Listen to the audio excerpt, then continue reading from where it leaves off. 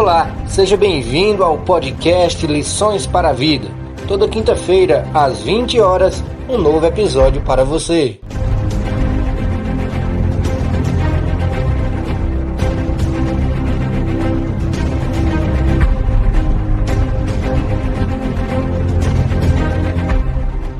Essa é a série Heroínas Improváveis.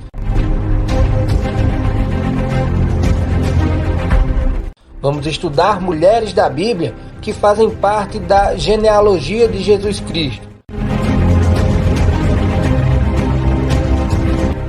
São elas: Tamar, Raabe, Batseba, Ruth e Maria. Nos acompanhe nessa viagem rumo à graça maravilhosa de Deus. Seja bem-vindo ao podcast Lições para a Vida.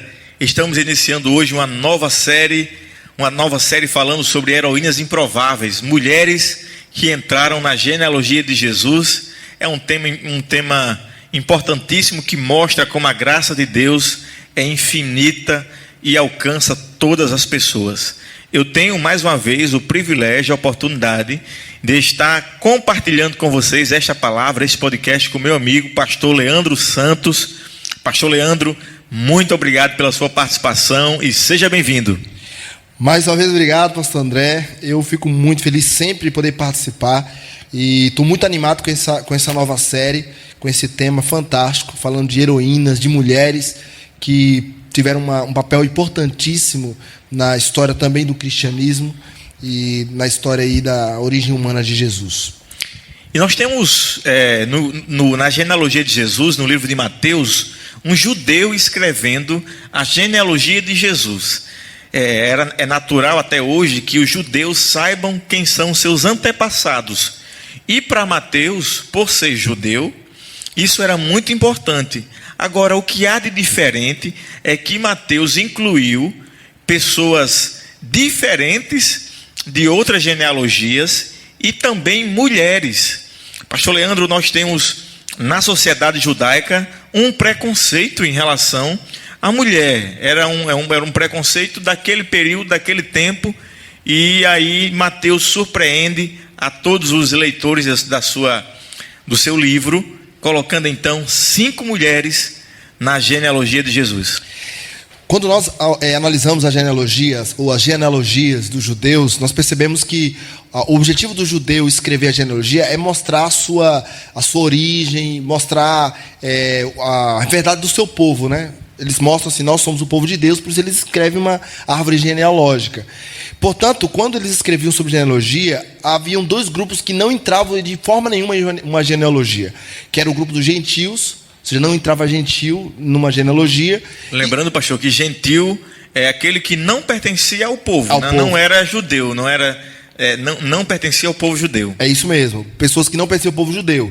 Então, eles não colocavam pessoas que não pertenciam ao povo judeu e nem colocavam mulheres. De forma nenhuma, no Antigo Testamento você não vai encontrar uma genealogia que se apresenta mulheres. E é interessante que nessa genealogia, Mateus traz esses 2 grupos que eram colocados de fora. Gentio e mulher. O judeu ele orava a Deus dizendo assim: Senhor, muito obrigado porque eu não nasci gentio e nem mulher, porque esses eram grupos desprezados. E aí Mateus, ao escrever falando sobre a genealogia de Cristo, ele traz esses 2 grupos discriminados. Então nos acompanha nessa viagem maravilhosa para conhecermos mais do amor de Deus. Iremos dividir mais uma vez em 3 blocos. Nos acompanhe agora para o próximo bloco. Então, antes de começar, eu irei fazer uma oração para então iniciarmos o primeiro bloco. Oremos. Santo Deus e amado Pai, nós iremos agora falar um pouco sobre a Tua palavra, que ela possa trazer luz, vida, paz para todos nós e que possamos mais uma vez observar a Tua graça, trazendo paz e amor para os Teus filhos. Nos guia mais uma vez, é o que eu te peço, em nome de Jesus. Amém.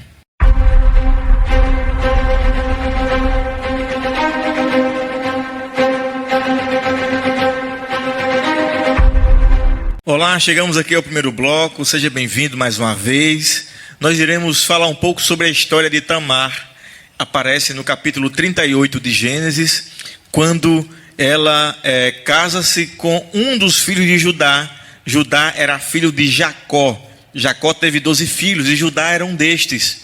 Um homem de personalidade muito forte, um homem, digamos, até um pouco bruto, ignorante, era o jeito dele, era a forma dele. E ele teve 3 filhos. O mais velho chamava-se o do meio chamava-se Onã e o mais novo chamava-se Selá. Então, o filho mais velho, primogênito, era aquele que dava a descendência ao seu pai. E aí Tamar casa-se com o filho mais velho de Judá, e então ela não tem nenhum filho dele. E ele, a Bíblia diz que ele era um homem perverso aos olhos do Senhor, e ele morreu. E ao morrer, existia naqueles dias uma lei chamada de a lei do levirato. Pastor Leandro, conta um pouquinho para a gente o porquê da lei do levirato, o que era essa lei e o porquê dela. Então, naquela época, o judeu ele valorizava muito a descendência, né? E o judeu, quando ele tinha um relacionamento com uma mulher, ele se pensava na sua descendência, porque era a maneira da sua posteridade prevalecer. Então, quando uma mulher casava com um homem e ela não podia ter filhos ou não tinha filho daquele homem, e aquele homem morria, aquela mulher ela tinha o direito de casar com o irmão daquele primeiro marido, para que esse pudesse suscitar descendência. E aí o que é interessante é que quando aquela mulher ficava grávida, o filho não seria do pai biológico, mas ele seria contado como o primeiro marido, ou seja, seria a descendência do primeiro marido. E era isso que a lei do levirato permitia, suscitar filho ao primeiro marido. No caso de Tamar, quando o primeiro marido faleceu, ela casou-se então com o irmão dele, para que através dele fosse então suscitada a sua descendência. Mas a Bíblia diz que há um problema. O segundo marido dela, no caso o irmão do primeiro, né? O Onã, né? No caso o Onã, ele não queria dar a Tamar filhos, porque não seria contado como parte da sua descendência. Então a Bíblia diz que ele fazia com que no momento da relação sexual o sêmen fosse lançado sobre a terra para que ela não pudesse engravidar.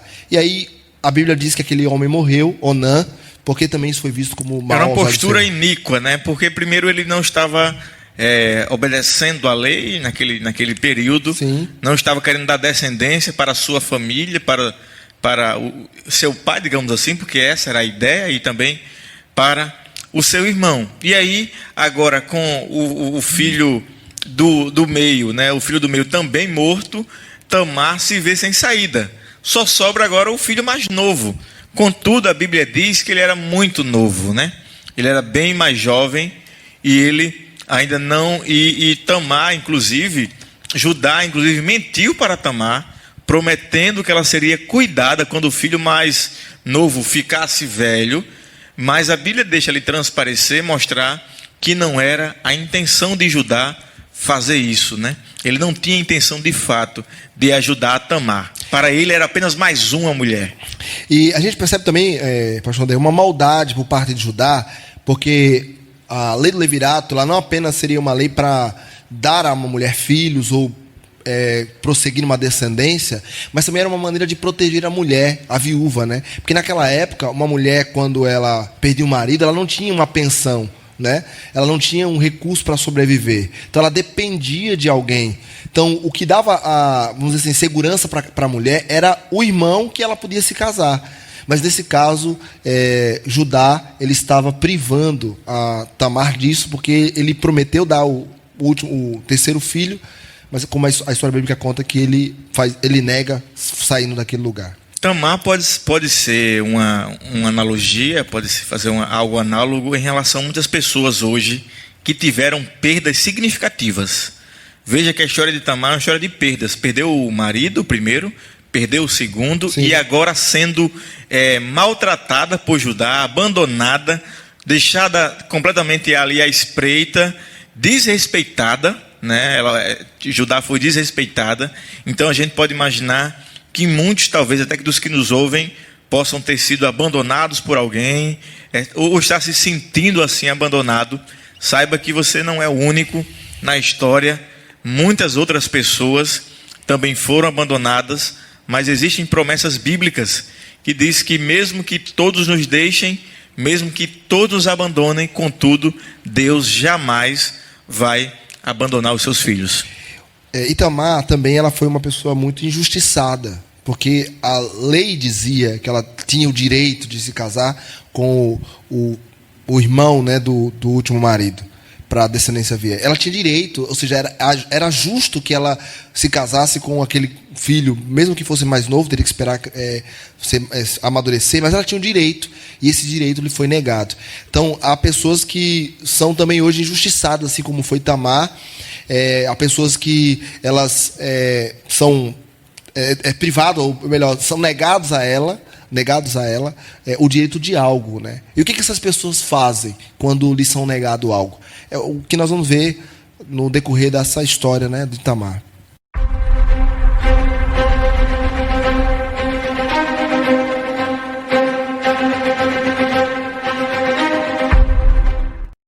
E eu fico pensando o que se passa na cabeça de alguém que foi injustiçado ou injustiçada, porque era exatamente isso que aconteceu, foi exatamente isso que aconteceu com Tamar. Ela foi injustiçada, abandonada, e às vezes pessoas que passam por situações como essa começam a tramar na sua cabeça o que elas vão fazer. Olham para a justiça humana, não veem a execução da justiça humana, olham para elas mesmas, não veem saída, e aí começam a pensar numa solução. E foi isso que Tamar fez. Pastor Leandro, ela fez um plano, né? Ela fez um plano, ela pensou assim: eu não vou ficar sem ter filhos, eu vou dar um jeito, vou engravidar, e vou ser mãe, e vou ter uma descendência. Quando ela descobriu que Judá estava fugindo, vamos dizer assim, ela então planejou o seguinte: ela se disfarçou de prostituta, ela tirou a roupa da viuvez, né, porque ela vestia uma roupa de viúva, ela tirou aquela roupa e se vestiu de prostituta. E ela ficou então, num determinado lugar, à espreita de Judá, aguardando Judá passar. E quando Judá passou, Judá então, vendo aquela mulher, aquela prostituta, ele pagou pelo serviço dela, e ele entregou, na verdade ele não tinha dinheiro ali para pagar, e aí foi feito um trato, ele deixou um cajado e deixou um selo na mão dela, como um penhor, para que ele pudesse então, em outro momento, trazer o pagamento. E aí a Bíblia diz que ele a possuiu e deixou aqueles objetos com ela e foi embora, prometendo que retornaria para entregar o pagamento. O que acontece é que quando ele retorna para entregar o pagamento, ela não estava mais lá. E ele perguntou para as pessoas que ali estavam se tinham visto ali uma prostituta, e as pessoas disseram que não tinham visto ali nenhuma prostituta. E aí ele volta para o seu local, o seu lugar, e aí dias depois, ou tempo depois, ele descobre que a sua nora está grávida. Pastor Leandro, eu acho que vale a pena a gente pincelar um pouco do caráter de Judá. O caráter de Judá era um caráter impetuoso, difícil. Ele era um homem que cedia às suas próprias paixões. E nós temos isso no capítulo 38 de Gênesis.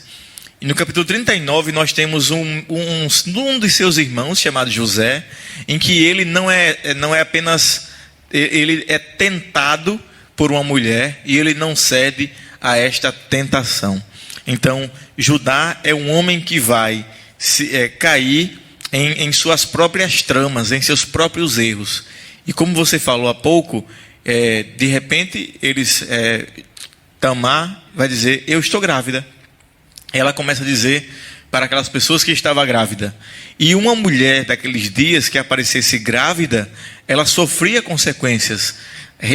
Primeiramente, rejeitada pela sociedade. E, em segundo lugar, ela podia também ser rejeitada pelo lar onde ele estava vivendo. E aí, uma sociedade, a gente sabe, patriarcal. Qual é a reação de Judá? Judá chega e vai logo condenando Tamar. Diz: olha, você estava errada, mas de repente a mesa vira, né? As coisas viram o contrário, e Tamar agora, ela mostra o que quem era o pai da criança, digamos assim. Olha, o pai da criança, de quem eu estou grávida, é o dono disso aqui. E ela mostra exatamente o que Judá tinha deixado como penhor daqueles minutos de prazer, daquele tempo de prazer que ele teve com Tamar. A lei dizia que uma mulher que adulterava, porque no caso dela aparentemente seria um adultério, porque ela estaria ligada pela lei ainda ao terceiro filho, né? Então ela estaria como fosse um adulterado, ela merecia morrer. E foi justamente essa a sentença que Judá deu, né? A sentença de morte, ela deveria morrer. Mas quando vai lá para executar, ela manda um recado, dizendo: a pessoa de quem eu concebi é dono dessas coisas aqui. Então, o Judá que ali despacha, vamos dizer assim, um juízo de execução, que julga alguém, ele percebe que ele tinha culpa. E que se devesse ali uma condenação, ele também deveria ser condenado. Pastor André, eu me lembro assim... acabo me lembrando de uma experiência que Cristo viveu com os líderes religiosos, né? Os líderes religiosos levaram uma mulher pega em adultério para ser apedrejada. Eles queriam que Jesus fosse condenado, ou eles queriam pegar Jesus, na verdade, ali na lei, e queriam usar a lei para condenar uma mulher, mas eles mesmos que apontavam a necessidade de uma execução, ou de colocar em prática a lei, eles também estavam sobre essa condenação. Por isso Jesus se abaixa e escreve no chão, dizendo: quem não tiver pecado, atire a primeira pedra. Eu imagino Judá, ou melhor, Tamar, dizendo isso, né? Se você não tiver pecado, atire a primeira pedra. Como ele poderia fazer isso se ele tinha sido participante do pecado?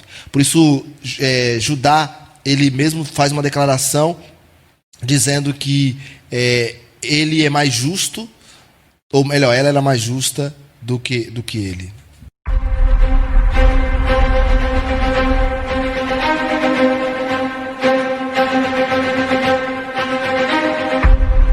Chegamos ao nosso último bloco e nós temos agora a conclusão da história, né? Nós vimos no segundo bloco que Raabe fez justiça com as próprias mãos. Poderíamos chamar aqui, é claro que ela foi uma prostituta, se passou por prostituta, mas o que tem de mais marcante no caráter de Tamar é seu espírito vingativo. Ela queria resolver com suas próprias mãos. E assim o fez, e assim passou no rosto de Judá o que ele havia feito de errado. E eu fico pensando que Tamar também, ela representa toda a raça humana, em que nós, sempre que somos atingidos por algo ou injustiçados, vamos lá e tentar resolver. Vamos lá e tentar mudar aquela situação com as nossas próprias mãos. E aí as coisas vão virando meio que um efeito ali, bola de neve, vai crescendo, e a gente de fato não consegue resolver.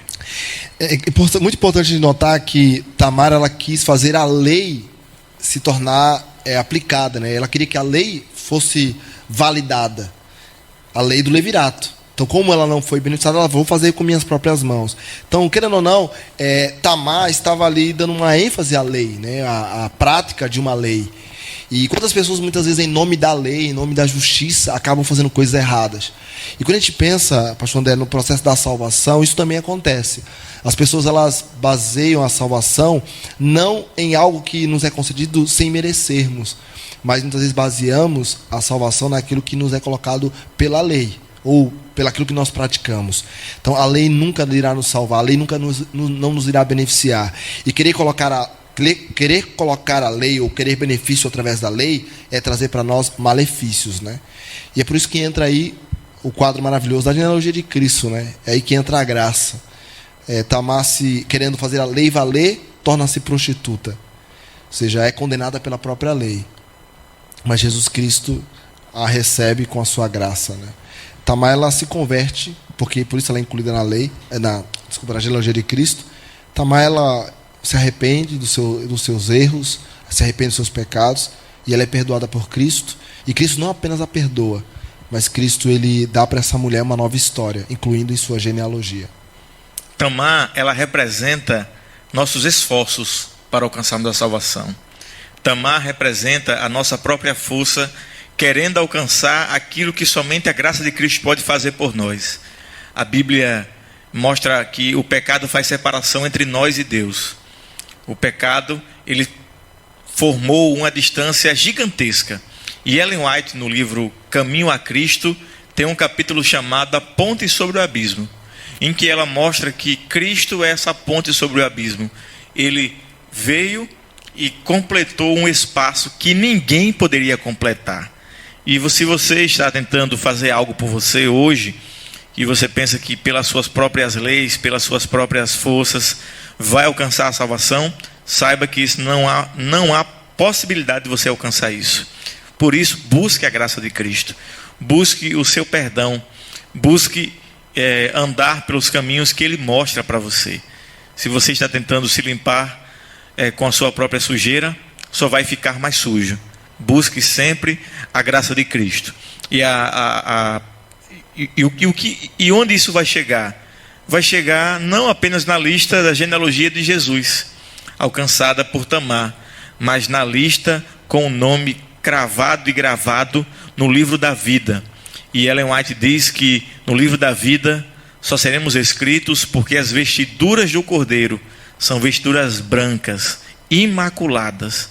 As nossas vestes são sujas, são vestes que por elas não alcançaremos a salvação, mas se deixarmos Cristo entrar em nossa vida, Ele vai nos limpar, vai nos transformar e nos dar uma nova oportunidade. Não é isso, pastor Leandro? É isso mesmo. Uma prostituta, uma mulher que faz justiça com suas próprias mãos, que confia ou que deseja que o cumprimento da lei da sua maneira, é aceita e transformada pela graça de Jesus e incluída em sua genealogia, indo de uma maneira contrária à cultura da época, né? Onde mulheres não eram incluídas, principalmente mulheres pecadoras. É importante entender, pastor André, que nós seres humanos, quando temos alguém na nossa genealogia que teve um passado ruim, que teve um passado que traz vergonha, a gente procura esconder da nossa genealogia. Eu tenho um avô que foi ladrão, ou assaltante de banco, ou teve uma vida manchada, eu tento esconder aquela pessoa. Mas Jesus não faz isso. Ele pega uma mulher prostituta, ou que se disfarça de prostituta, uma mulher vingativa, uma mulher pecadora, e ele inclui em sua genealogia. Eu fico pensando, se Jesus pôde alcançar Tamar, Jesus pôde incluí-la em sua genealogia, tornando-se parte da sua família, o que ele não pode fazer por mim, o que ele não pode fazer por você, querido ouvinte. Que possamos aceitar a graça de Jesus e fazermos parte da sua grande e linda genealogia.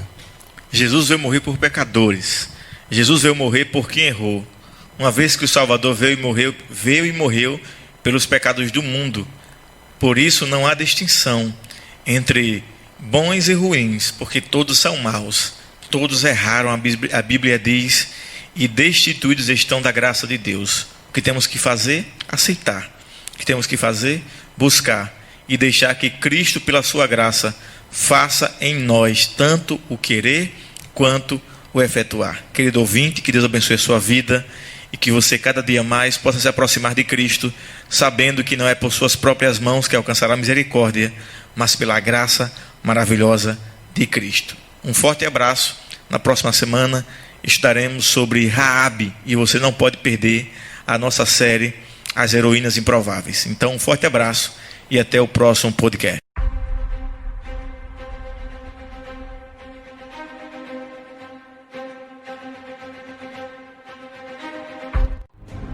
Essa é a série Heroínas Improváveis. Semana que vem a nossa série continua.